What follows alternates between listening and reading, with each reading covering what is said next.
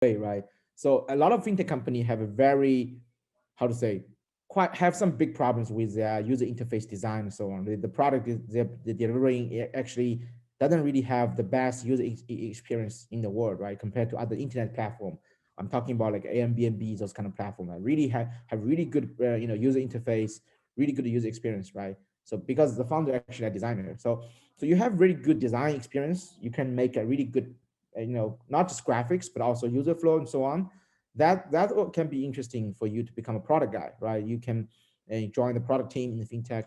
Essentially, fintech companies, including blockchain companies, really need to deliver and produce really good product that is user friendly and usable and have interesting function for society. It's not just about money itself, right? So we're talking about really hands-on work, right? So it depends on what kind of department you want to enter, and you can learn certain skills and kind of work on certain projects on the way. So outside of kind of improving your skill set, one thing could be you can do is also joining a lot of community. Like I was doing that, joining a lot of the meetup community and so on when I was in Amsterdam. And I think there's a lot of online ones, right? Although because of COVID, nothing happened offline, right? So there's a lot of online communities as well in Telegram, in LinkedIn group, and so on. So probably you can kind of participate in certain of them, and kind of just also Reddit, actually a lot of forum. Just be more active, contribute to the things, and ask questions. Yeah. Amazing. Thank you, Charlie. How about Ariana? What do you think we can start doing to get closer to nailing a career in fintech? Um, you need to keep up with the trends. You need to make sure that you have like the good, like you have a good business acumen, and you work on your communication, interpersonal skills. But also, you do need to be able to break down complex problems. So you need the analytical skills. You need the problem solving skills. Python, even Excel. Develop skills that are gonna put your foot through the door. And then when you do put your foot through the door, just don't stop improving yourself. Keep learning, keep picking up new skills. But most importantly, I think, is to make sure that you're interested in the product, because if you can't demonstrate that you're interested in the products and the industries that you will be involved in, then you're probably, first of all, not going to be a good candidate. And second of all, it's probably not for you. So don't go into an industry or into a job because you think it's cool, or because your friends are doing it, or someone said they're very happy with their work, they make a lot of money, and blah blah blah, because you'll be miserable. So I think it's really very basic, but make sure you are interested in what you're going to choose to do. And I think it goes for every industry, but for the fintech industry, you have to be very determined, very data driven, and make sure it's not very techy, that you don't use your interpersonal skills, you don't use your communication skills. You have to have everything. It's like a whole package kind of thing. And I see it with very good candidates coming in, very impressive backgrounds, but they can't communicate, they can't break down a problem, they have difficulty expressing how to break down a problem. They might be able to do it in their mind themselves, and they might be really good at analyzing it on paper or whatever, but if you can't show it or communicate it, or illustrate to other people that you'll be working with how to do it, then you won't be able to make it. So yeah. Thank you, Ariana. Actually, we have a question from Jaron, that is very relevant to this. So Jaron says, I'm interested in how to develop the interpersonal skills in team working. Some people are inherently good at dealing with others. Some are introverts and sometimes unintentionally offending someone.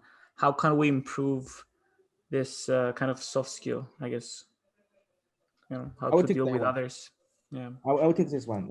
I'm always looking to find ways to make sure I can mitigate the conflict in the team, right? I'm not saying I'm the boss in the company, but I'm kind of being the leader, especially on the thought leader side, right?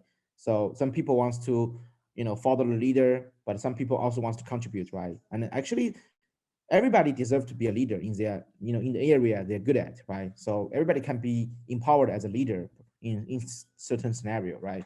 So I actually think the people who are introverts, not actually most of the time, they probably is the right one and a smart one. If we really wants to to make a research about that, the people who are very introverts and quiet in the group, they probably can deliver more things than the people who just talk. Don't know how to stop.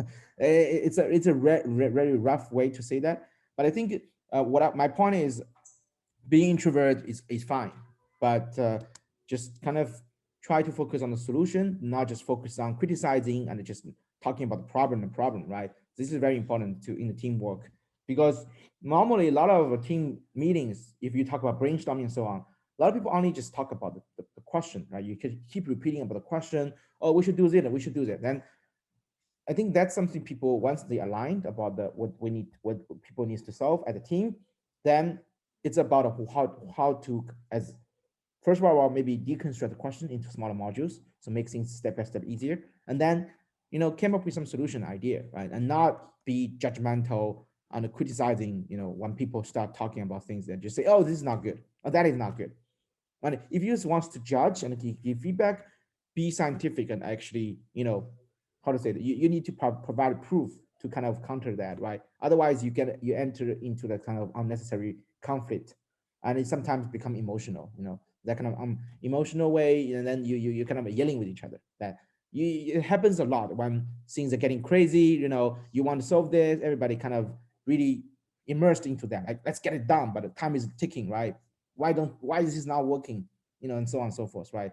So unintentionally offend someone. I think it's really about empathy. Like, the word empathy is really important in the business setting, also in the product development setting, right? So I think for me, I always emphasize this as a principle. You can criticize or let's give feedback to others' idea and so on, but you always start with a yes. Like in our team setting, it's like you say yes, but rather say no, like I like this, So it's like the way I sometimes we try to build up like a habit. When we have a brainstorming and stuff, normally it's not so many people brainstorming certain things, because I think if we have a brainstorm stuff, we put too much people in the same room, it's actually less effective. So normally, if we want to discuss something and brainstorm, we have maximum 5 people that is really necessary to jump in and have value. Then we have that, right? And we make sure we have the time limit. We don't like have like endless brainstorm session or teamwork stuff. And rather than just talk with, if we get alignment, we just work, right? And then we test it out if that works or not. We have this trial and error kind of loop. But we always start with a yes after hearing somebody say something.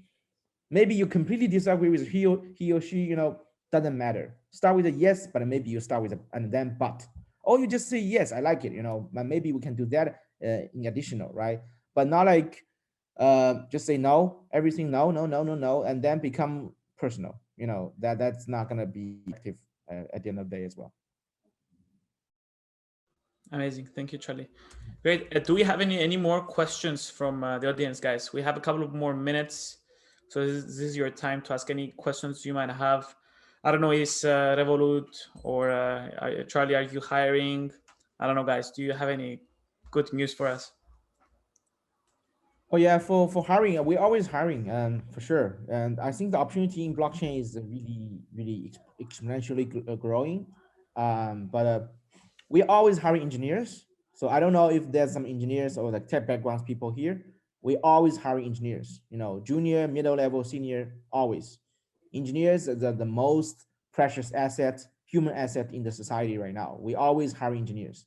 So if you think you're smart engineers, you can build interesting tech, software, backend, front end, anything, feel free to reach out to us. We always hire engineers, good ones, of course, right?